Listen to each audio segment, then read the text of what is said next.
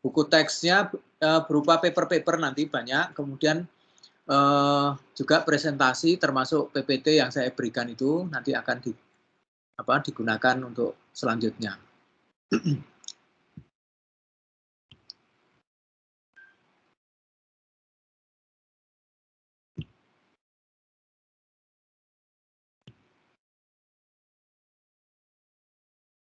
Ya, kita lanjut dengan materi mengenai audit ini ya.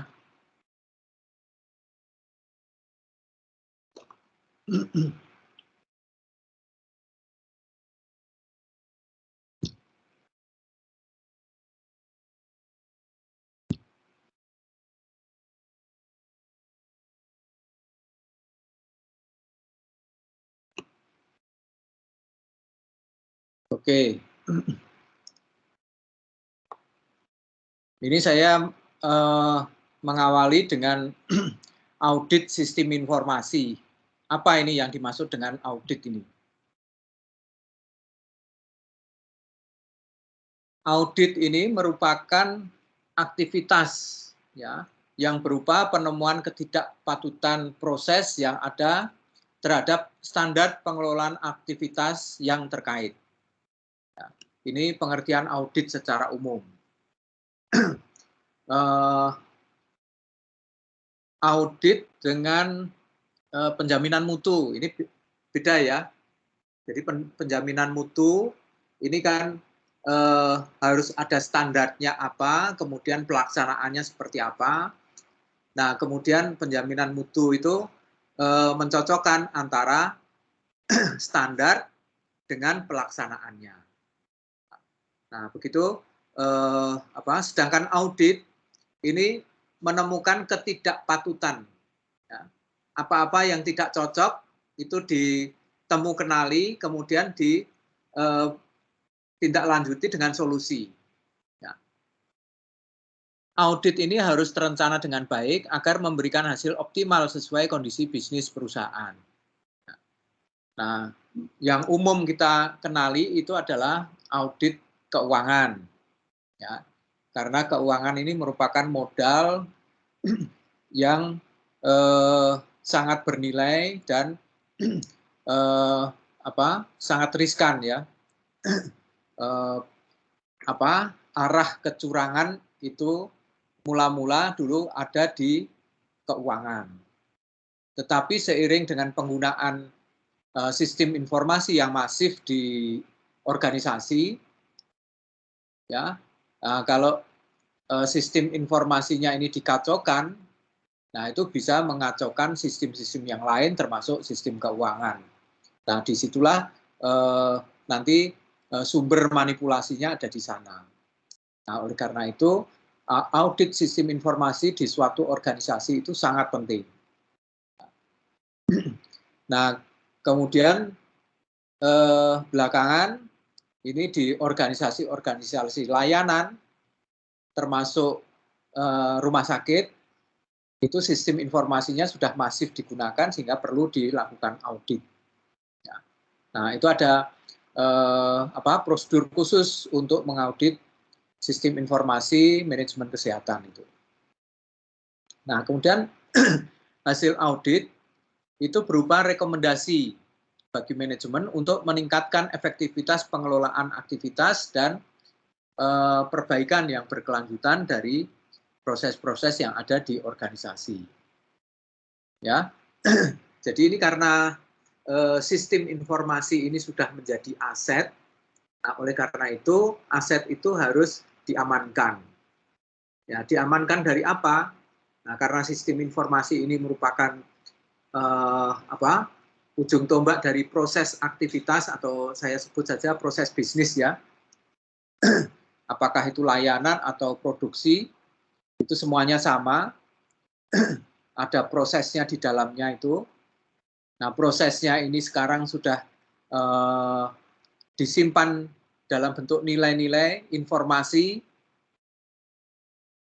dalam sistem informasi berbasis komputer. Nah, oleh karena itu harus dilakukan audit.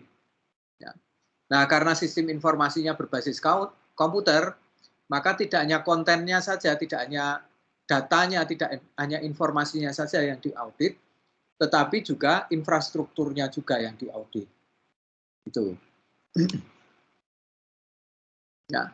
Nah, jadi auditnya nanti SI dan TI. SI-nya apa? SI ini adalah sebuah sistem yang menggunakan teknologi informasi, menggunakan komputer untuk menangkap, menyimpan ya, mentransmisikan. Ya. Ini menangkap informasi itu berarti inputnya, mentransmisikan ini dalam proses-proses, kemudian disimpan supaya tidak hilang, mendapatkan diambil kembali, kemudian dilakukan mungkin summary, nah istilahnya itu adalah manipulasi. Ya. Nah, manipulasi itu bukan direkayasa untuk keperluan tertentu, tapi direkayasa untuk keperluan pelaporan, untuk ringkasan, ya, untuk disampaikan ke pihak-pihak yang memerlukan. Ya. Nah, pihak-pihak yang memerlukan itu kan tidak gelondongan semuanya diberikan begitu, tapi ditata ulang sesuai dengan kebutuhannya. Nah, ini memanipulasi.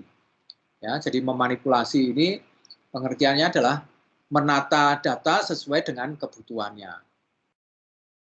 Nah, jadi menampilkan informasi sesuai kebutuhan, ya, sesuai dengan proses bisnis. Ini menurut Alter. Nah, teknologi informasi ini mengarah kepada hal-hal yang terkait dengan teknologi komputer dan teknologi komunikasinya. Jaringan komputer, internet, server, dan sebagainya itu. Yang digunakan untuk memproses dan menyebarkan informasi. Ya, baik itu yang bersifat finansial atau non-finansial. Ya. Jadi informasinya di sini tidak hanya informasi tentang keuangan saja, tetapi juga proses-proses yang ada di dalam organisasi tersebut. Nah, berikutnya audit.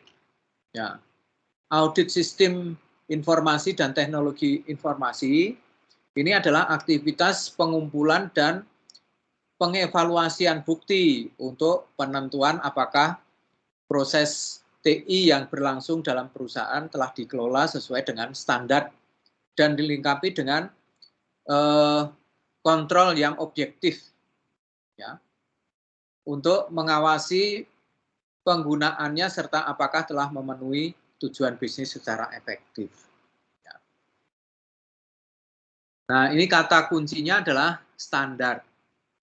Ya, kata kuncinya adalah standar. Standarnya apa? Ya, ini karena SITI harus ditetapkan standar-standar. Menetapkannya bagaimana? Ya, menetapkannya harus dengan kesepakatan, ya, dari seluruh pimpinan organisasi itu. Nah, misalnya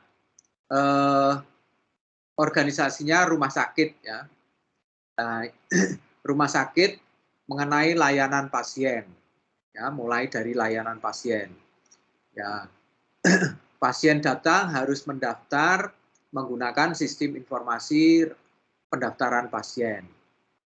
Ya. Nah, kemudian informasi pendaftaran pasien itu dia mendaftar untuk apa? Konsultasi ke dokter mata gitu misalnya. Nah, ini informasi ini harus disampaikan ke poliklinik mata, ya, bahwa ada pasien A ini akan periksa dengan keluhan ABC gitu. Nah, sistem ini harus bisa menerima pendaftaran dari pasien. Nah, itu standar. Kemudian sistem bisa menyampaikan informasi ke poliklinik yang dituju. Nah, itu standar. Jadi kalau standar itu tidak tercapai, ya berarti auditnya menemukan suatu temuan atau kendala. Nah, itu. Ada apa? Nah, ini berikutnya. Nah, komputernya sedang hang, listriknya mati dan sebagainya begitu, ya. Nah, ini kalau tidak ada standar ini, maka ya nggak bisa dilakukan audit. Ya. Dasarnya apa nanti mengaudit? Ya. Jadi audit itu nggak sembarangan asal audit gitu, tapi harus terencana, harus ada standar-standar layanan yang ditetapkan gitu.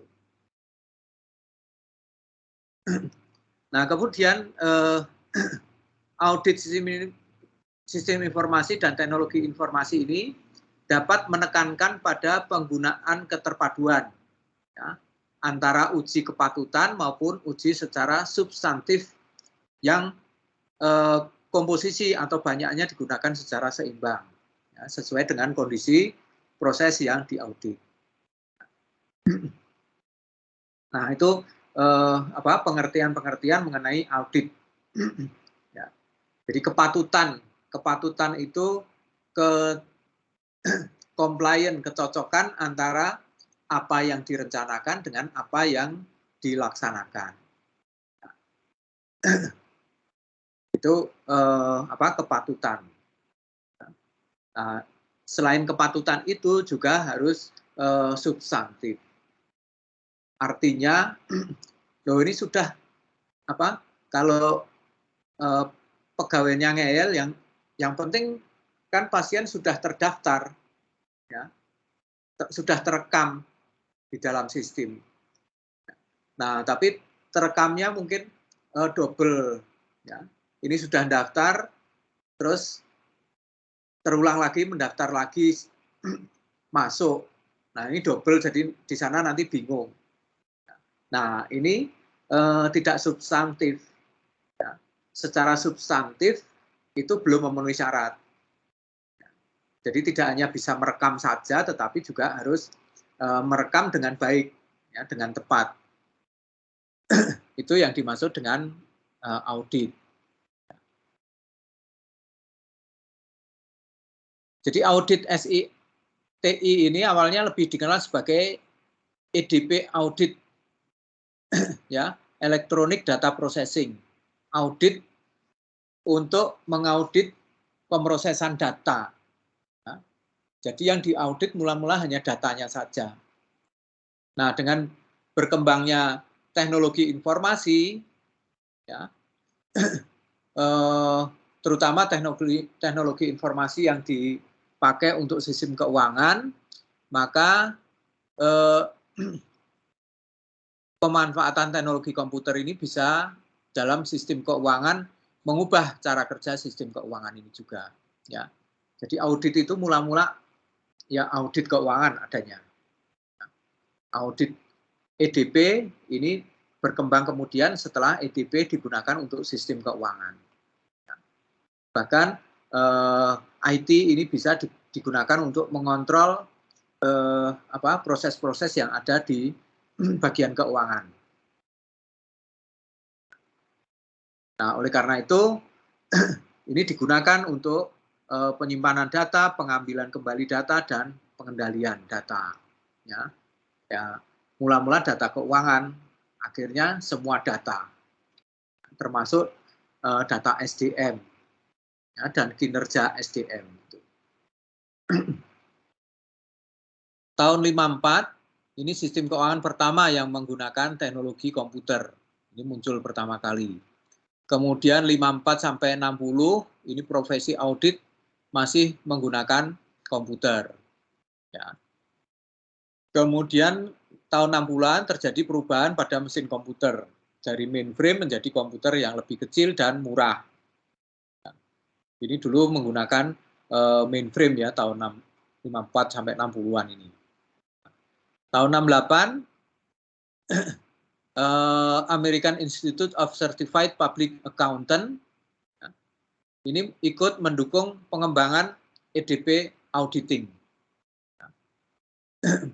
Nah, sehingga disebut sebagai Electronic Data Processing Auditor Association. Ya. Jadi auditor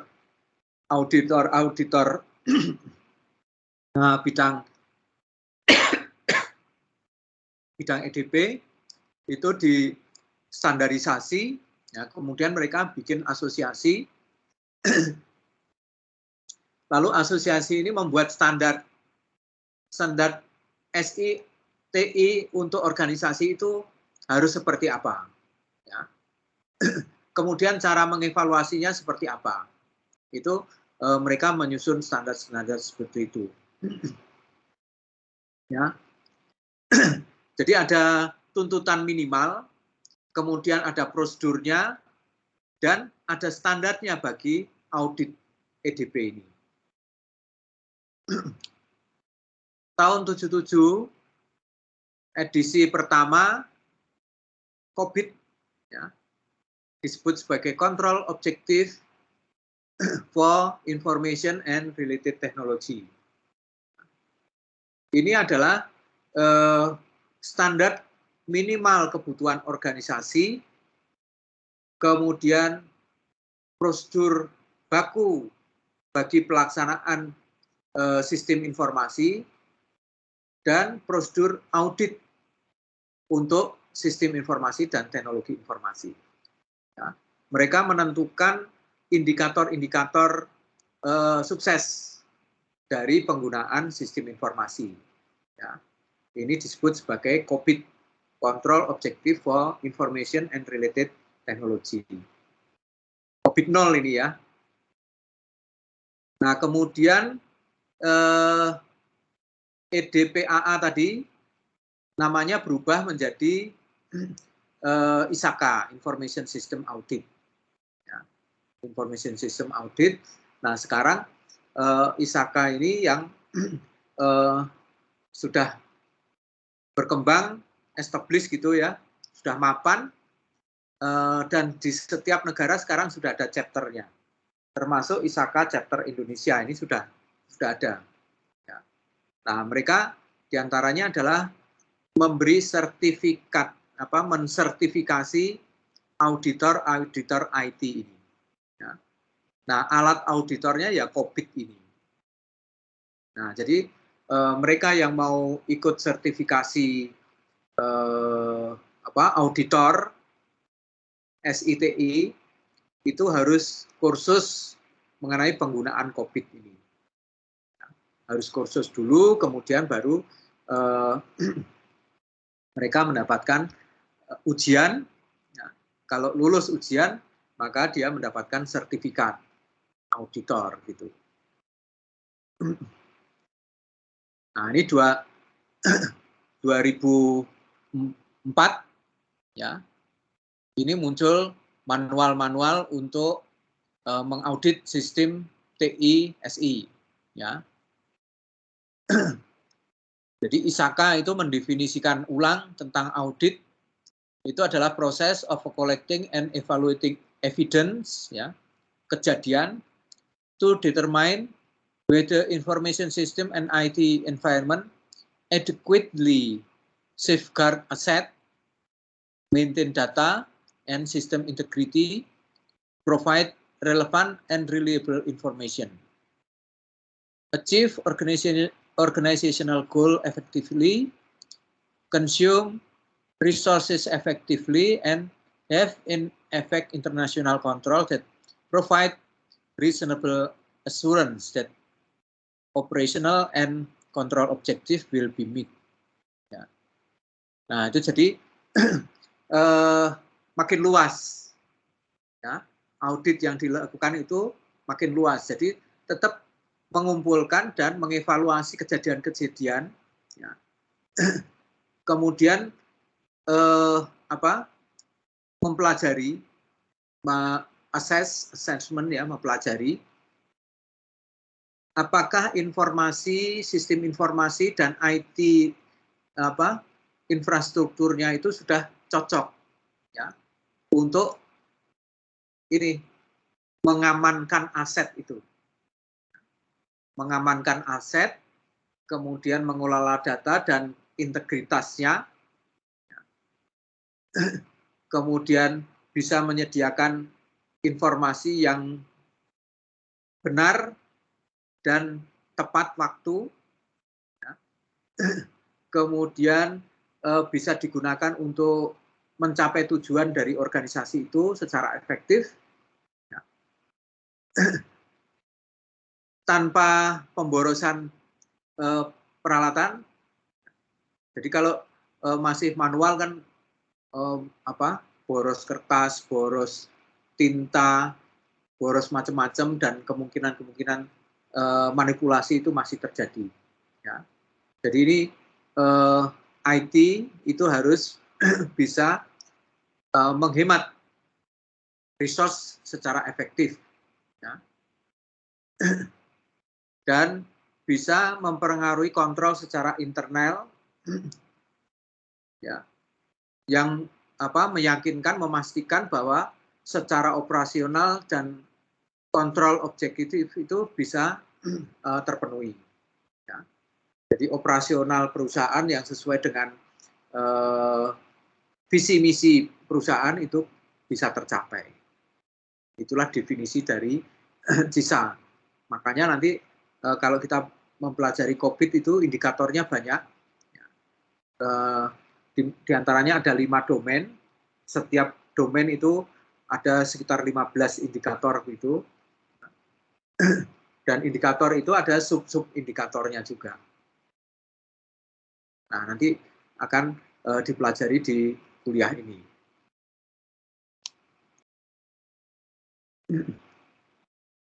Ya, jadi menurut ISAKA tadi, CISA atau Control Information System Audit itu, ya, ini proses yang sistematis yang dilakukan dengan memperhatikan keobjektifan dari pihak yang kompeten dan independen dalam perolehan dan penilaian bukti-bukti terhadap tuntutan yang terkait dengan hal-hal atau kejadian yang bersifat ekonomis. Ya.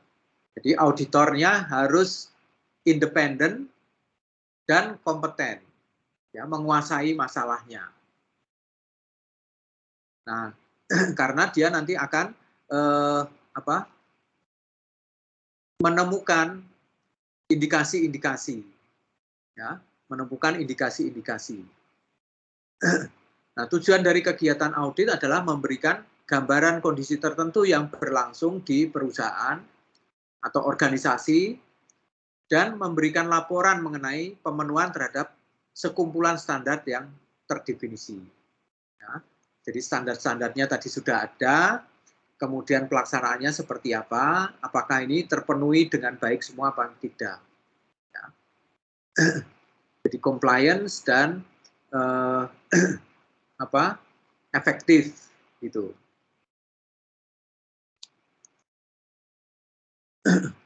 Nah, ini menurut Rao Valabaneni ini, ya, audit sistem informasi teknologi informasi adalah proses evaluating and reporting the adequacy of system control. Ya, kejadian-kejadian yang terjadi pada pengontrolan sistem. Efisiensi ekonomi, ya, secara ekonomis efisien, effectiveness and security practices, ya. Jadi keamanan, praktek-praktek keamanan dan efektivitas dari sistem itu, ya, untuk memastikan to ensure that computer related asset, ya, jadi aset yang terkait dengan komputer ini serta informasi-informasi itu bisa mengamankan, ya, yaitu mengamankan integritas data ini, ya, yang ada di sistem. Ya. Nah, sistem itu harus cocok sesuai dengan kebijakan-kebijakan, prosedur, standar, aturan-aturan, ya, kemudian hukum dan regulasi, ya, baik regulasi pemerintah, regulasi asosiasi, dan juga regulasi dari internal. Nah, misalnya asosiasi industri tekstil Nah, itu ada ketentuan-ketentuan sendiri. Asosiasi rumah sakit, nah itu ada ketentuan-ketentuan. Nah, nanti auditnya ya harus cocok dengan itu, ya karena ini standar umum suatu sistem informasi kesehatan, ya SIM-RS atau SIMKes, maka rumah sakit tertentu yang diaudit harus memenuhi syarat itu juga. Nah, itu yang dimaksud dengan audit sistem informasi oleh RAW ini. Ya.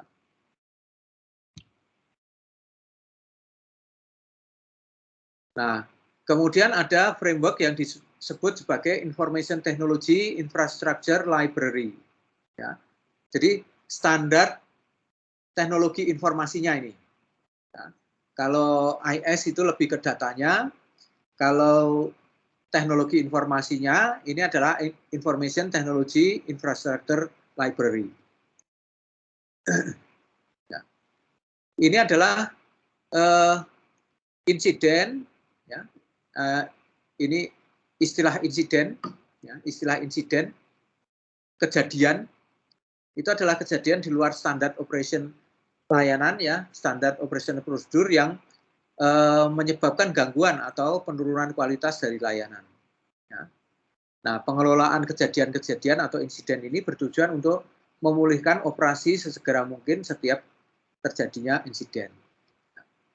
Jadi infrastruktur TI ini kan harus fit, berjalan sesuai dengan spesifikasinya.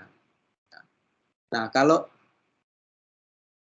dia terjadi sesuatu atau insiden itu tadi, maka ini berisiko untuk data yang ada di situ itu tidak available, ya, tidak mudah tersedia. Nah, ini juga akan berpengaruh pada sistem itu. Nah, ini yang framework khusus untuk menangani infrastruktur IT. Ya. Jadi library ini kan standar-standarnya. Berikutnya adalah jenis audit, ya. Audit sistem informasi dan teknologi informasi. Yang pertama itu adalah audit pada sistem dan aplikasinya. Jadi apa? Sistem rekam medis. Ya. Indikator-indikator sistem rekam medis yang baik itu seperti apa? Ya, itu dilakukan auditing, ya. Kemudian cocok apa enggak. Yang kedua adalah fasilitas pemrosesan informasi. Infrastrukturnya, komputernya, jaringannya, ya. Oh, ini komputernya masih berjalan dengan baik, tetapi usianya sudah 5 tahun. Ya. Nah, usia teknologi informasi itu maksimal itu 5 tahun. Kalau lebih dari itu sudah berisiko sangat tinggi. Ya, mungkin masih baik dengan perawatan yang baik, tapi dia berisiko sangat tinggi. Ya, suatu saat ada komponen tertentu yang di luar jangkauan perawatan, dia bisa menyebabkan sistemnya itu crash gitu. Nah, oleh karena itu harus dilakukan audit. Ya. Yang berikutnya adalah di pengembangan sistemnya sendiri. Nah, sistemnya itu mungkin sudah berjalan 1 tahun, 2 tahun, 3 tahun. Ya. Tetapi karena tadinya pada saat pengembangan itu tidak dipikirkan volume data, ya, kapasitas datanya itu seberapa. Ini setahun, 2 tahun, 3 tahun, datanya makin banyak, dia makin drop. Nah, ini berarti ada sesuatu yang salah di situ. Ya. Nah, seperti ini kan harus orang IT yang tahu, ya, yang tahu standarnya itu. Makanya auditor SITI ya harus orang yang menguasai TI. Berikutnya arsitektur unit pengelola TI, ya, struktur unit pengelola TI seperti apa di organisasi itu. Jadi unitnya sendiri diaudit juga. Oh, yang mengelola nggak profesional, ini sistemnya sudah dibuat masif dan semua pihak menggunakannya. Ternyata pengelolanya, manajemen TI-nya hanya 1 orang saja. 1 orang pun itu juga nyambi. Nah ini berarti risiko tinggi juga nih. Nah, jadi temuan oleh bagian audit ini. Nah, kemudian ini hardware-nya, client, server, telekomunikasi, internet, dan extranet ini semua. Extranet apa? Oh, ada extranet di sini.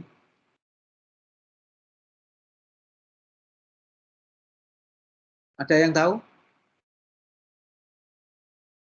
Kok ada intranet segala? Yang kita sering dengar kan internet aja. Monggo siapa yang mau urun rembuk nih? Internet, intranet, extranet. Apa bedanya? Extranet itu jaringan pribadi, Pak. Apa? Extranet? Jaringan pribadi. Intranet?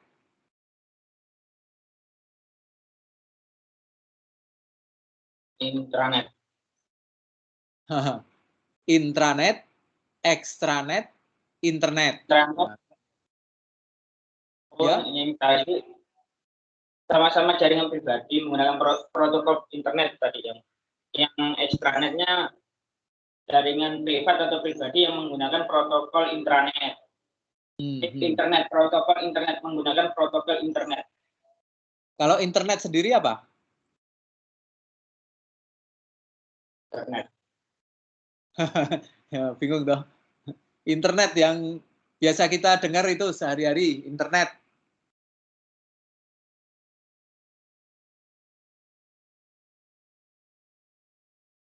Jaringan global kalau internet, Pak.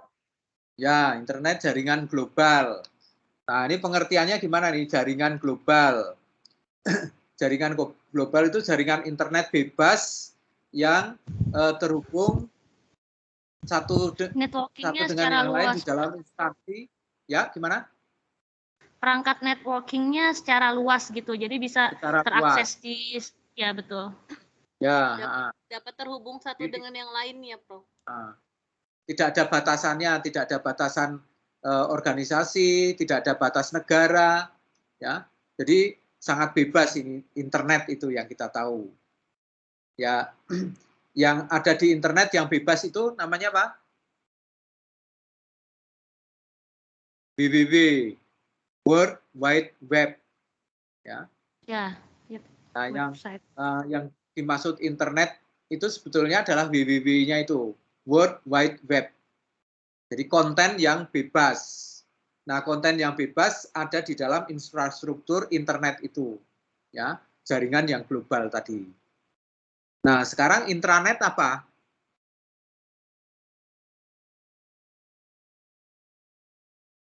Jaringan privat yang menggunakan protokol internet tadi, Pak. Ya, protokolnya tetap menggunakan internet, tetapi sistemnya itu terbatas, dibatasi dengan menggunakan username, password, kemudian proxy, gitu ya, firewall dan sebagainya itu, ya. Dia sifatnya terbatas, ya, dibatasi dengan menggunakan batas-batas keamanan sistem informasi, mulai username, password, kemudian firewall, proxy server, dan keamanan-keamanan lainnya, yaitu intranet. Yang bisa masuk di situ adalah orang-orang yang mempunyai hak akses. Nah, hak aksesnya itu juga ditentukan berlevel-level. Ada hak akses yang super user, itu bisa melakukan semuanya. Tetapi yang paling rendah itu adalah hak akses pribadi. Ya, hak akses pribadi. Nah, itu apa yang dimaksud dengan internet. Sorry ini.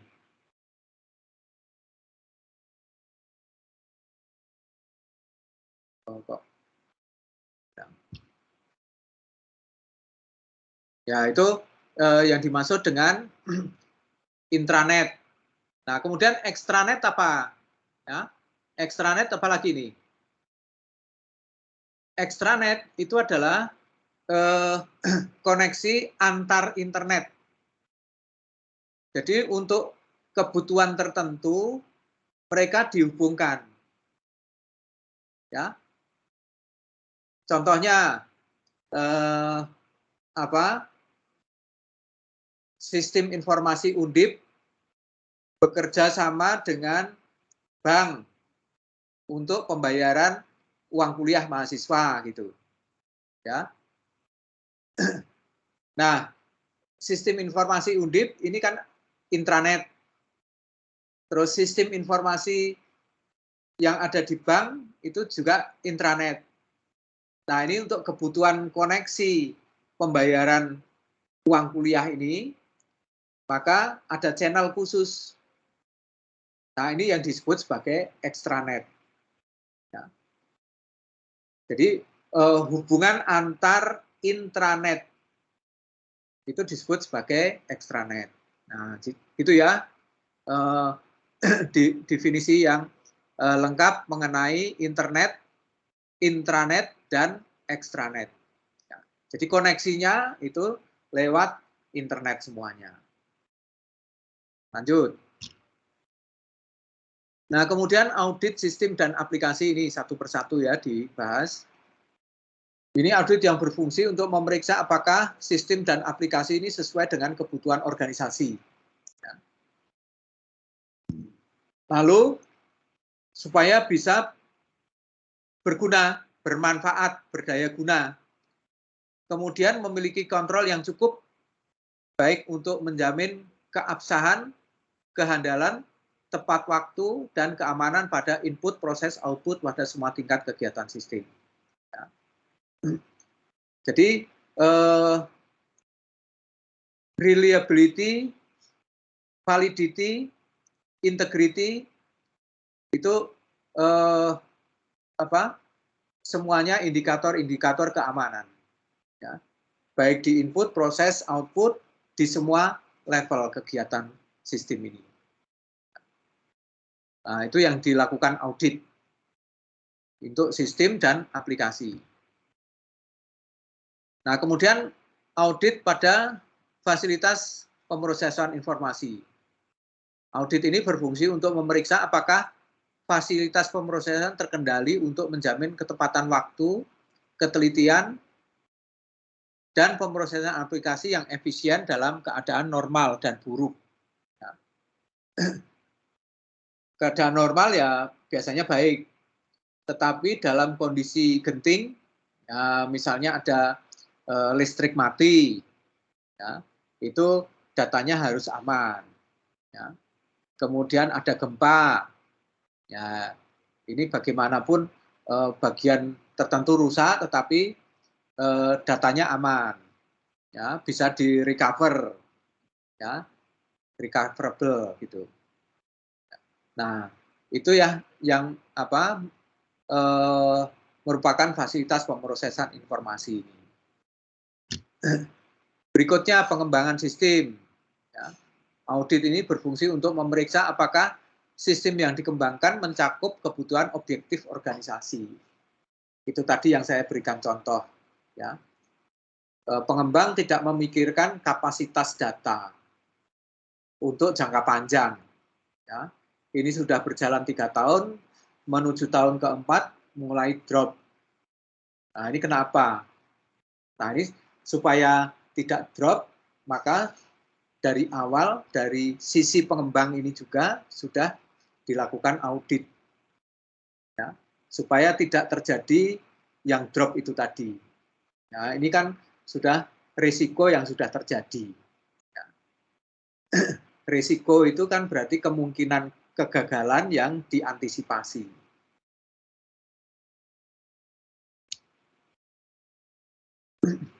Kemudian arsitektur perusahaan dan manajemen TI. Ya. Audit ini berfungsi untuk memeriksa apakah pengelolaan teknologi informasi bisa mengembangkan struktur organisasi dan prosedur yang menjamin kontrol dan lindungan yang berdaya guna untuk pemrosesan informasi. Jadi pengelola TI-nya sendiri itu diaudit. Karena pengelola TI ini kalau nggak ada atau tidak bekerja sesuai dengan standar, ini menyebabkan risiko teknologi informasinya itu gagal. Ya. Kalau teknologi informasinya gagal, maka proses bisnis yang ada di organisasi tadi akan terganggu. Nah, jadi kacau semua nanti. Ya. Maka ini sumber-sumber kegagalan ini juga harus diamankan.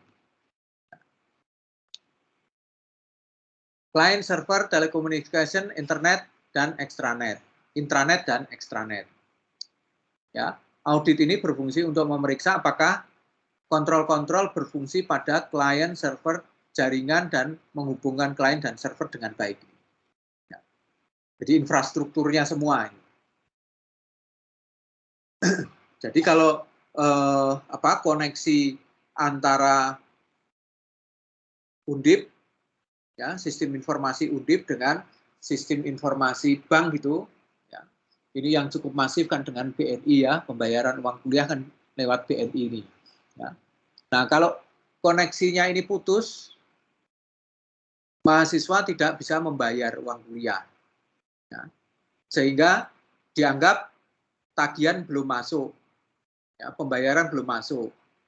Nah kalau pembayaran belum masuk, kalian diblokir nggak bisa mengikuti perkuliahan. Ya, jadi kacau toh. Mahasiswa sudah hadir, sudah siap kuliah, ternyata daftar kelasnya belum ada. Ya, daftar kelas yang ada di Siap ini belum ada. Kenapa? Oh, karena mahasiswa belum bayar. Loh, saya sudah bayar, saya sudah transfer ini. Buktinya ini. Ya, ternyata koneksi extranet ini itu putus tadi. Ya.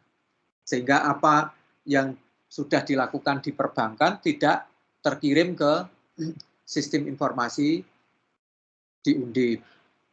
Nah, itu kalau sudah terjadi seperti itu, ya berarti auditnya nggak jalan itu. Jadi audit itu diadakan supaya tidak ada kejadian-kejadian yang merugikan itu. Gitu. Metode audit. Ya. Ada tahap-tahap audit sistem informasi. Ini kadang-kadang berbeda-beda. Ya. Untuk setiap audit, ya, misalnya audit dengan menggunakan COVID, audit dengan menggunakan ISO, ya, dan metode-metode audit yang lain itu berbeda-beda, tetapi pada umumnya itu terdiri dari 5 ini. Ya. Perencanaan, identifikasi risiko dan kendali, ya, mengevaluasi kendali, mengumpulkan bukti, mendokumentasikan dan menyusun laporan.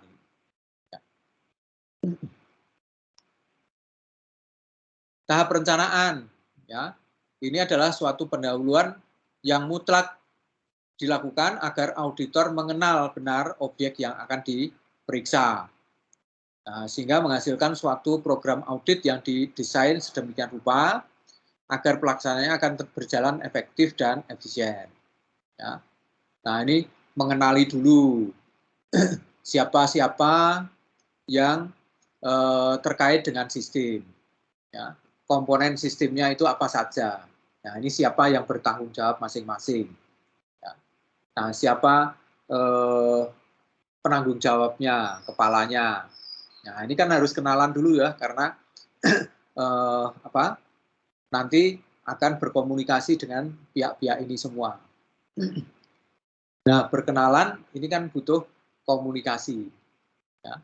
Jadi auditor itu modal utamanya adalah komunikasi. Dia bisa mengajak orang-orang yang terlibat itu untuk bekerja sama, melakukan sesuatu hal yang bertanggung jawab gitu. Nah, ini tidak mudah bagi semua orang. Mungkin orangnya pinter, TI, SI, programming jago, tetapi dia tidak berkomunikasi ya nggak bisa. Ya. Butuh buku, taunya cuma baca buku gitu aja. Ya nggak bisa. Ya. Jadi orangnya harus supel, komunikasinya baik gitu. Bahkan dia harus bisa mengajak orang untuk bekerja sama.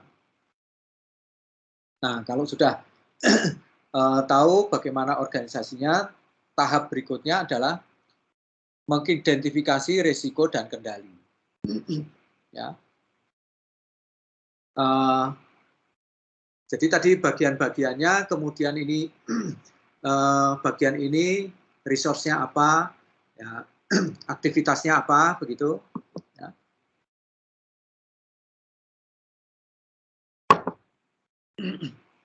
Terus SDM-nya seperti apa, kualifikasinya seperti apa, nah praktek-praktek baiknya seperti apa yang standar di situ, dicocokkan semua. Kalau ada ketidakcocokan, berarti itu ada suatu risiko. Nah, misalnya dia di bagian teknologi informasi, tetapi kok pengalamannya bidang keuangan. Audit keuangan dia ngerti sekali, tetapi dia sekarang disuruh menangani teknologi informasi. Nah, ini berbahaya ini. Mungkin sekarang tidak terjadi, tetapi suatu saat, ya, kalau ada sesuatu trouble, ya dia pasti tidak bisa mengatasi. Nah, ini suatu temuan audit. Ya. Jadi pengendaliannya seperti apa? Ya, ini kalau misalnya tidak mau mengganti orangnya, ya orangnya harus di training yang sesuai dengan spesifikasi yang dikerjakan itu. Ya. Jangan yang tidak sesuai bidang. Gitu.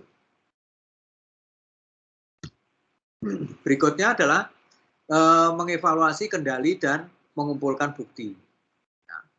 Nah, jadi dari praktek-praktek yang dilakukan di setiap bagian itu tadi, ya, kemudian melakukan survei, ya, interview, observasi, review dokumen-dokumen gitu. Ya. Nah, dari situ bisa dikenali mana yang sudah baik, mana yang belum baik dan cenderung ini membahayakan. Tahap berikutnya mendokumentasi, mengumpulkan semua temuan dan mengidentifikasi dengan auditi. Ya. Mengkonfirmasi apakah ini benar kejadiannya seperti ini. Ya. Nah, berdasarkan pada fakta-fakta ini, apakah ini benar? Nah, kalau benar, nah ini sudah baik. Ya. Ini belum baik. Ini menimbulkan risiko tinggi dan seterusnya. Gitu. Ada klasifikasi, klasifikasi risiko. Nah, berikutnya adalah menyusun laporan. Ya. Mencakup tujuan pemeriksaan, sifat, dan kedalaman pemeriksaan yang dilakukan. Nah, ini 5 tahap di dalam melakukan audit ini. Cakupannya, ya, audit SITI, ya, ini merupakan gabungan dari berbagai macam ilmu sebetulnya. Ya. Tradisional audit yaitu audit keuangan. Ya. Bagaimana cara mengaudit? Ya, caranya mirip dengan cara auditor keuangan ini. Kemudian harus mengerti tentang manajemen sistem informasi. Ya. Harus mengerti tentang sistem informasinya itu sendiri, tentang data dan transmisinya. Tahu akuntansi, ya, karena audit ini kan terkait dengan keuangan. Keuangan ini membutuhkan ilmu akuntansi, ya. Butuh ilmu komputer, butuh behavioral science. Apa itu? Salah satunya diantaranya adalah etika itu tadi. Nah, dia sebagai auditor belusuan mengetahui semua rahasia yang ada di organisasi itu. Nah, ini kalau tidak punya etika yang baik, kan bisa membocorkan semua rahasia yang ada di perusahaan itu. Behavior. Terus dia harus berlaku sebagai bertindak secara independen. Nah, ini adalah behavioral science ini. Kemudian kemampuan berkomunikasi, ini termasuk behavioral science.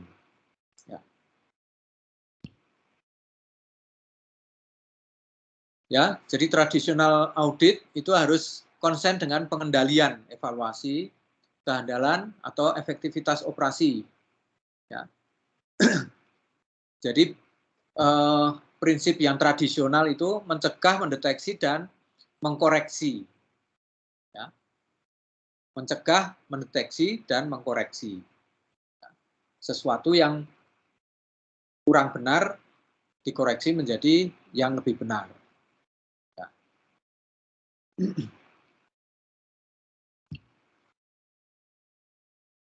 Ya. Ada 3 aspek sebagai kata kunci di dalam definisi pengendalian. Pengendalian itu adalah suatu sistem, ya. Jadi kita membuat sistematika untuk mengendalikan. Ya, jadi pengendalian ini adalah kebenaran dari suatu kegiatan. Karena dia mengarahkan, ya, mengarahkan supaya sesuai dengan tujuan atau standar semula. Kemudian memeriksa, ya, yang digunakan untuk mencegah, ya, mencegah kejadian itu tadi, ya, kejadian yang tidak diinginkan, ya, mencegah risiko yang terjadi, itu adalah pengendalian. Ya, jadi dikendalikan. Nah, ini pengendalian ini mungkin sudah sesuai, ya, atau bahkan melampaui. Ya. Jadi standarnya itu seorang pegawai bisa mengerjakan surat 10 surat perjanjian dalam 1 hari. Nah, tapi ternyata dia bisa mengerjakan sampai 15, ya, dalam waktu normal. Nah, itu kan melampaui. Ada yang sesuai, ya, standarnya 10, ya dia mengerjakan 10. Ada yang kurang, bahkan ada yang menyimpang. Nah, yang kurang dan yang menyimpang inilah yang jadi temuan auditor untuk ditindaklanjuti, ini bagaimana supaya tidak kurang atau tidak menyimpang. Nah, ini fungsi auditor itu.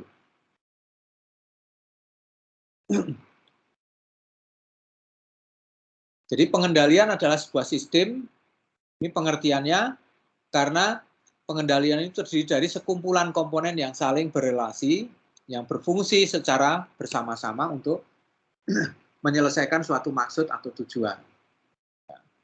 Nah, jadi sesuai dengan standar, ya, standar ini tentunya sesuai dengan tujuan tadi. Kebenaran dari suatu kegiatan apa artinya? Ya, kebenaran ini bisa muncul jika tidak ada otorisasi, tidak akurat, ya, tidak lengkap, redundan, membingungkan, ya, tidak efektif atau tidak efisien dalam memasukkan data ke dalam sistem. Ya, kadang-kadang dimasukkan, kadang-kadang enggak gitu, enggak konsisten gitu. Nah, ini akan menjadikan kegagalan dari suatu sistem itu. Ya, jadi pengendalian ini adalah membuat yang tidak benar menjadi benar. Pemeriksaan yang digunakan untuk pencegahan. Ya, jadi ini mendeteksi, pengendalian itu mendeteksi atau mengoreksi kejadian peristiwa yang tidak sesuai dengan aturan atau hukum atau ketentuan-ketentuan internal tadi. Nah, ini beberapa contoh yang bisa dipertimbangkan itu misalnya untuk memeriksa pencegahan. Apa ini? Memeriksa pencegahan. Memeriksa detektif, ya, mendeteksi kemungkinan-kemungkinan yang terjadi, ya, kemudian koreksi. Ya. Apa ini contohnya? Pemeriksaan pencegahan. Ya, ini ada praktek yang tidak benar, ya harus dihentikan, dicegah, dihentikan. Ya, sudah ditemukan itu ya dicegah, kemudian dikembalikan ke praktek yang benar. Detektif itu berarti bukan detektif polisi ya, bukan detektif Conan gitu, tetapi mendeteksi kemungkinan kejadian. Indikasi itu kan belum terjadi, tapi bisa mengarah suatu kejadian. Itu indikasi. Koreksi, ya itu sudah tahu salah ya harus diperbaiki. Ya. Bagaimana yang seharusnya itu koreksi. Ya, ya pencegahan ini sudah terjadi dihentikan. Ya. Kemudian dikoreksi itu. Jadi pencegahan dengan koreksi itu hampir peristiwa yang berurutan. Ya, dihentikan praktek yang tidak baik, kemudian nanti dikoreksi dengan menggunakan praktek yang seharusnya. Deteksi itu mengenali indikasi-indikasi yang kurang baik. Gitu. Audit ini ada dua, ya, yaitu pengendalian secara umum dan pengendalian aplikasi. Nah, pengendalian umum ini tujuannya lebih menjamin integritas data yang terdapat di dalam sistem komputer dan sekaligus meyakinkan integritas program atau aplikasi yang digunakan untuk melakukan pemrosesan data. Ya. Jadi lebih general, kontrol supaya sistem itu bisa berjalan dengan baik di organisasi itu. Nah, kemudian ada pengendalian aplikasi. Ya. Ini fokus pada data. Ya. Begitu data diinputkan, kemudian diproses, digunakan outputnya, itu harus sesuai dengan kebutuhan. Ya. Dan dia bisa menggerakkan organisasi itu lebih baik. Ya. Itu pengendalian aplikasi. Ya, jadi lebih ke input, proses, outputnya. Kalau general ya datanya itu, infrastrukturnya apa, kemudian orang-orang yang menggunakan ya, secara organisasi itu seperti apa. Nah, itu bedanya antara pengendalian umum dan pengendalian aplikasi. Ya. Nah, sekarang silakan ada pertanyaan atau tambahan-tambahan praktek-praktek terutama yang ada di dinas-dinas ini. Ya, dinas biasanya kan sudah menggunakan sistem informasi. Monggo, silakan. Ini saya tutup dulu.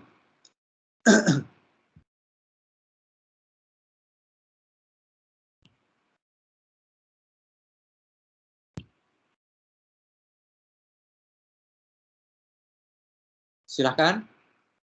Ada tambahan?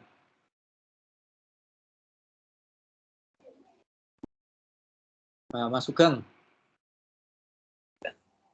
Ya, terima kasih, Prof.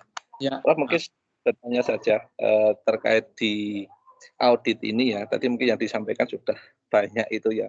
Cuma untuk teknisnya, itu misalkan kita mau mengaudit itu, sebenarnya ada instrumennya tidak ya, Prof?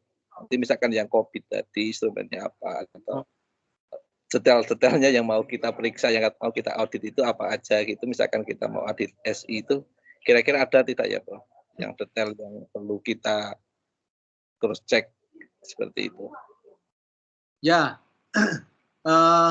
ya memang ada instrumennya. Jadi audit menggunakan standar COVID gitu. Nah itu ada standarnya tadi. Saya katakan tadi ada 5 domain. Jadi domain IT-nya sendiri, kemudian domain SDM-nya, kemudian domain sistemnya, ya, dan domain-domain yang lain ini. Nah setiap domain misalnya SDM, ya, SDM itu juga ada tahap-tahapannya itu. Nah, sehingga kita harus menguasai dulu, menguasai bagaimana menggunakan alat untuk mengaudit itu. Ya. Jadi tidak asal, ayo kita audit. Nah, apa modal kita? Ya, audit bisa audit internal, bisa audit eksternal ya. Audit internal ya berarti dilakukan oleh tim internal yang sifatnya independen. Ya. Jadi auditor internal ini adalah yang bukan pelaksana. Jadi ditunjuk dalam organisasi itu ditunjuk orang-orang yang staf biasa tetapi dia menguasai mengenai quality control, ya, audit sistem informasi ini. Nah, mungkin diambil dari staf EDP gitu ya, yang menguasai sistem informasi. Nah, kemudian dia mempelajari tentang auditing, ya, mempelajari tentang auditing sistem informasi ini. Nah, itu nanti dia akan punya tools, ya, punya alat berupa daftar pertanyaan gitu. Nah, daftar pertanyaan itu nanti ada standarnya, ya, standar pengetahuan dan standar yang ada di perusahaan. Ya, misalnya perusahaan menentukan standar perekaman data pasien harus dilakukan menggunakan komputer gitu. Ya. Standar yang mengatakan di di rumah sakit itu kan cuma nggak ditentukan speknya ini gitu kan enggak. Ya. Data pasien harus terekam di komputer gitu aja. Nah, komputernya seperti apa ya? Auditor itu yang ngerti. Ya. Dengan menggunakan COVID itu nanti ditentukan ini minimal komputernya seperti apa. Nah, ini auditor yang ngerti. Ya, karena sudah mempelajari itu tadi. Nah, ternyata ya memang benar sudah menggunakan komputer secara operasional ini sudah berjalan 3 tahun, 4 tahun. Tetapi komputernya itu speknya kuno. Ya. Speknya kuno dan karena terus-menerus digunakan itu sudah ya walaupun bisa digunakan untuk menyimpan data tetapi kan sudah sangat berisiko. Nah, ini auditor tahu nih komputer yang digunakan berusia sekian, kapasitas datanya sekian. Nah, itu dicatat menurut daftar pertanyaan tadi. Nah, kemudian nanti semua informasi itu direkap. Nah, kemudian dia mencocokkan antara standar yang ditentukan perusahaan ini sudah ada standar kualitas spesifikasi TI seperti apa.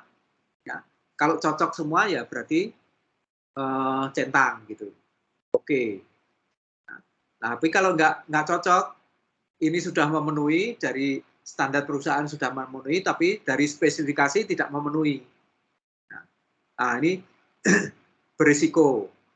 Nah nanti yang berisiko itu diurutkan mana yang berisiko tinggi sampai mana yang berisiko rendah gitu. Nah daftar risiko itu dilaporkan kepada manajemen. Nah, kemudian manajemen menerima harus ditindaklanjuti.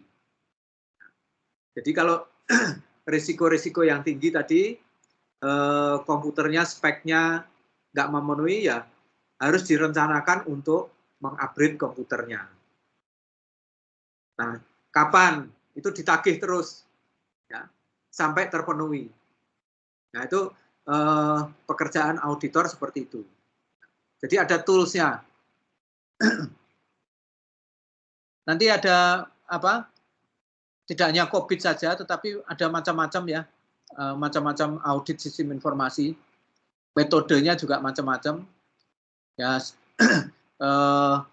ISO itu bisa juga dibuat standar untuk audit manajemen informasi.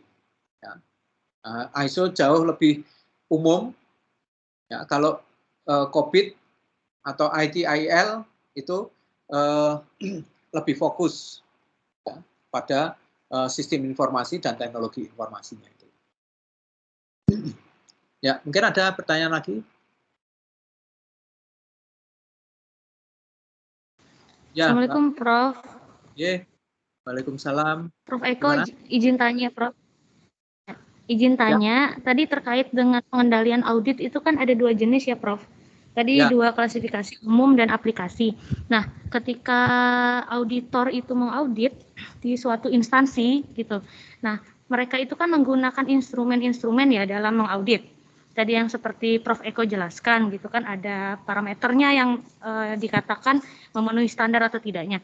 Nah, dalam hal pengauditan ini, kalau segi umum dan aplikasi, apakah dengan yang di umum itu tetap menggunakan aplikasi atau bagaimana, Prof? Kalau yang di pengendalian umum, lalu yang aplikasi itu metode penggunaannya seperti apa? Dan dikatakan data itu tidak berhasil teraudit dengan baik itu ketika seperti apa gitu? Misalkan apakah tidak sesuai, lalu ditemukan secara ada temuan seperti itu. Nah, nanti tindak lanjutnya seperti apa, itu masih ada singgungannya nggak dengan sistem yang sudah dijalankan kayak gitu. Makasih, Prof. Ya, pertama audit aplikasi dulu ya. Audit aplikasi. Audit aplikasi itu mengaudit mulai data masuk, data yang digunakan jenisnya apa saja itu kan sudah dikenali dulu semua. Ya. Nah, kemudian mulai data masuk, kemudian sampai data diproses, sampai data digunakan oleh setiap bagian itu. Nah, itu semua komponen itu diaudit. Ya, itu audit aplikasi. Ya, jadi dia melihat data masuk, data diproses, dan data keluar. Ya, contohnya data masuk, ini cara kerja operator, ini sekarang dikerjakan input ngebut, kemudian lembur, ya. Besoknya santai-santai, kemudian nanti lembur lagi.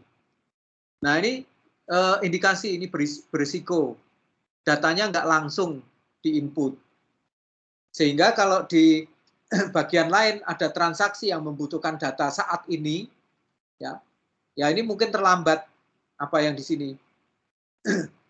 Ya, secara umum ya oke-oke saja laporannya ini karena sudah disusulkan gitu.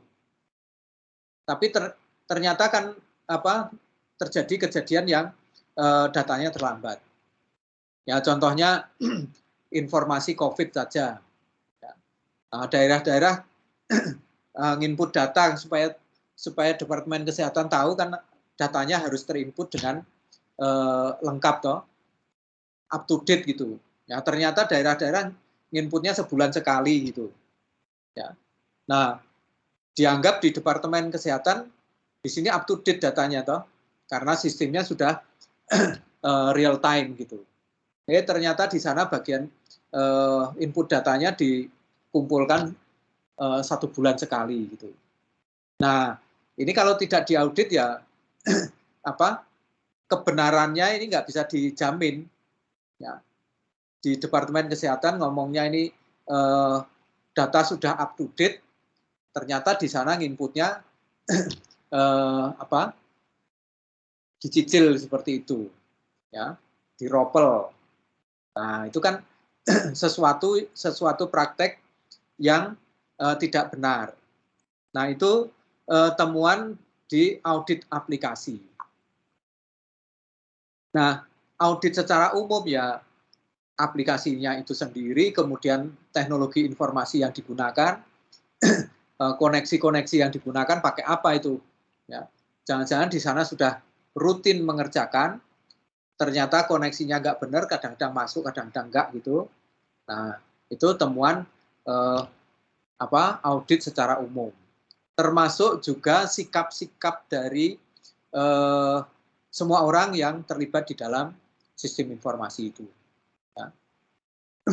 Nah, ini sikap operator di daerah. Ya. Nah, sikap operator di daerah yang nginputnya tidak segera. Nah, itu juga termasuk temuan ini kalau mau mengaudit sistem informasi yang publik seperti ini.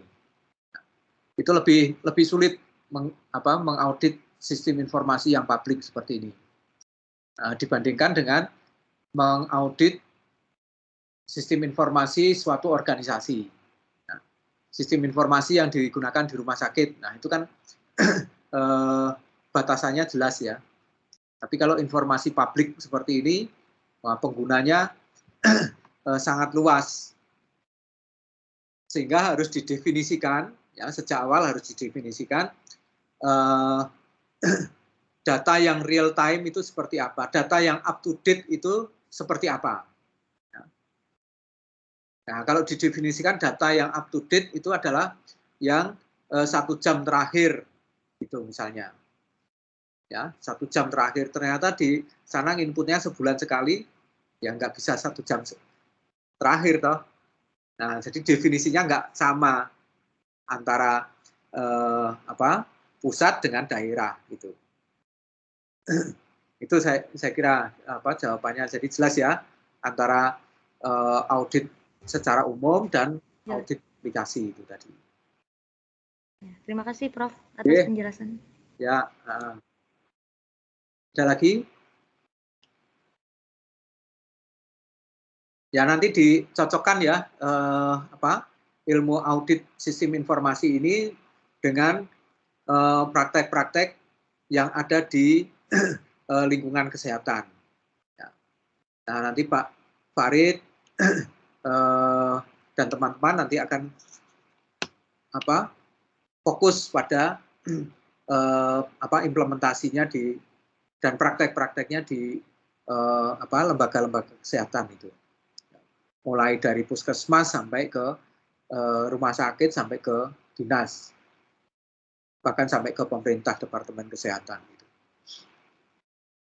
Nah ini mungkin saya pengen tanya balik nih, seperti yang sudah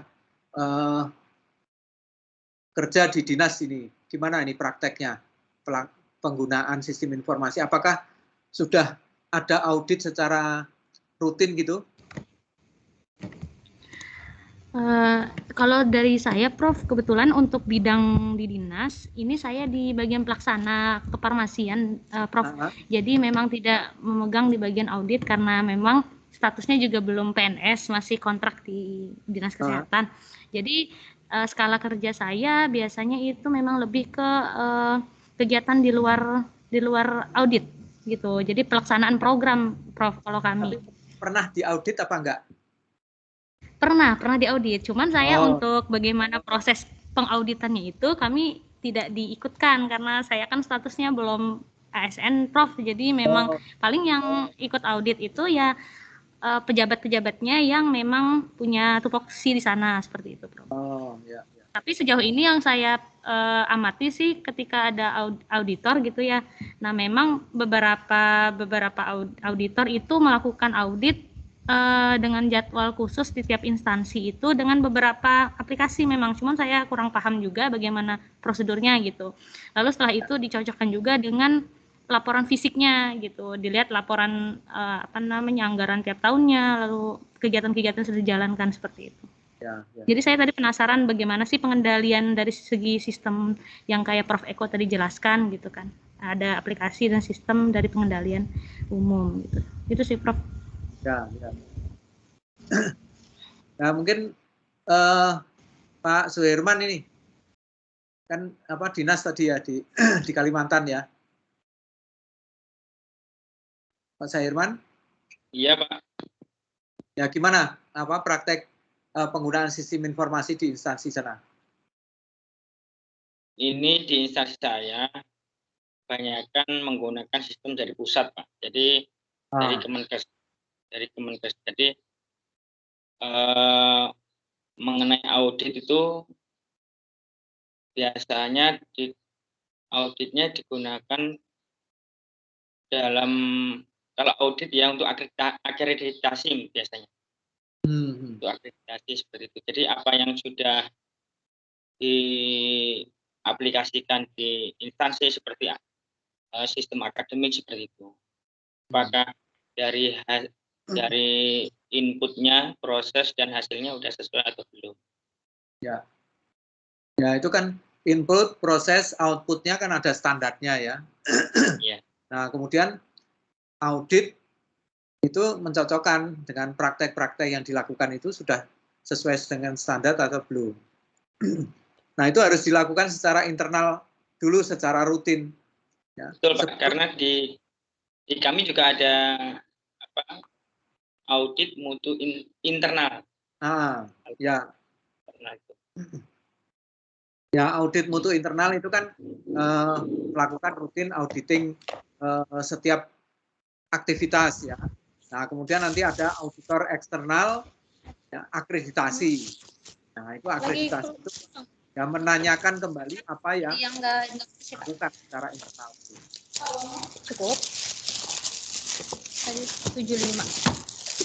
Ada audit internal, ada audit eksternal. Kakak datang tuh baru nyampe dia. Kakak itu legitimasi aja ya. Dia harus dimakan kan? Kualitasnya biar atau unggul, baik sekali baik. Dari apa sih? Itu adalah audit internal ini yang dilakukan secara rutin setiap saat gitu. Iya. Yeah. Ya, mungkin ada tambahan lagi dari teman-teman yang lain? Mbak Kiki atau Mbak Sahrasita ada? Nggak ada ya? Oke, kalau nggak ada, kita akhiri dulu. Sampai ketemu lagi minggu depan. Ya. Terima kasih. Terima kasih, Prof. Ya, terima kasih. Salam sehat semua. Sehat-sehat, Prof. Sehat semua. Terima kasih banyak, Prof. Ya, sama-sama. Sama-sama, ya. Bekerja di bidang kesehatan harus sehat juga. Amin. Amin. Terima kasih. Pamit ya. Iya, Prof. Iya, Prof. Selanjutnya nanti minggu-minggu selanjutnya menggunakan meeting ini ya, yang ada di Microsoft Teams. Terima kasih. Selamat siang. Ya. Selamat siang.